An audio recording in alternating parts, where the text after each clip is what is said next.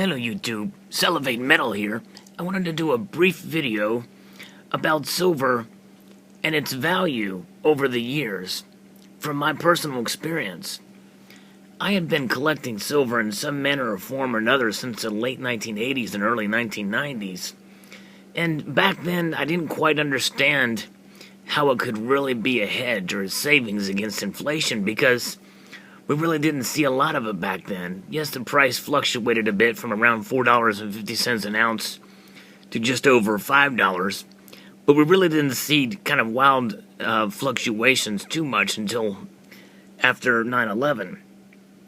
And what's interesting to see, especially seeing it accumulate up for the price to spike up to $48 an ounce in 2011, and many silver bugs were born, especially here on YouTube, and all indications were that it was going to climb even higher. So a lot of people were disappointed to see it go back down, and mining costs are now between $11 and some say $14 an ounce, the cost to get it out of the ground. So we're hovering towards near the bottom at this point. And people are wondering and people are losing faith as far as holding it as a, quote, investment, even though really it's not an investment at all. It's a hedge. It's a savings against the inflationary dollar. So I've had some comments on my YouTube videos about the see I told you so's of silver, so to speak, and its decline in dollar cost over the last, several months here.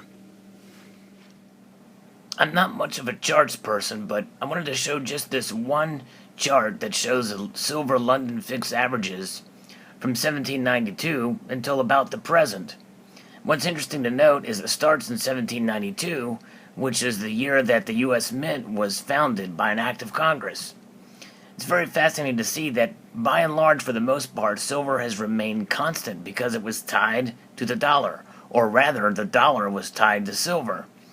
Except for a few minor little blips, like during the Civil War period, and other maybe some financial panics, essentially silver's remained the same. We can see here that during the early 1900s, silver did dip a little bit, and also during the Depression because money was not flowing as it normally does. But nonetheless, the dollar was backed by silver.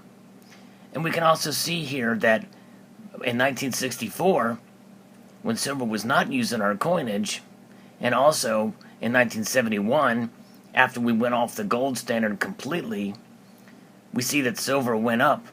Now, the one spike you see there around 1980 is because of the Hunt brothers, but nonetheless, we've seen a very steady upwards trend of silver cost since then.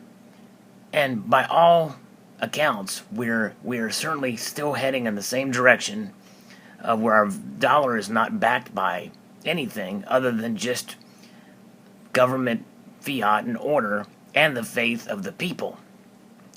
Sooner or later, that faith will run out if we're not careful and if we continue on the path we're on. So I would encourage all of my subscribers and viewers of this video to hold true to silver.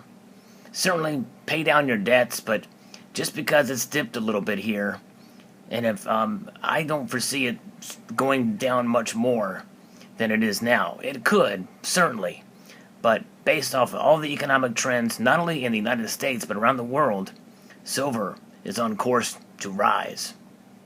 So I'd like to extend a multitude of gratitude to you all for watching. Please rate, comment, and subscribe.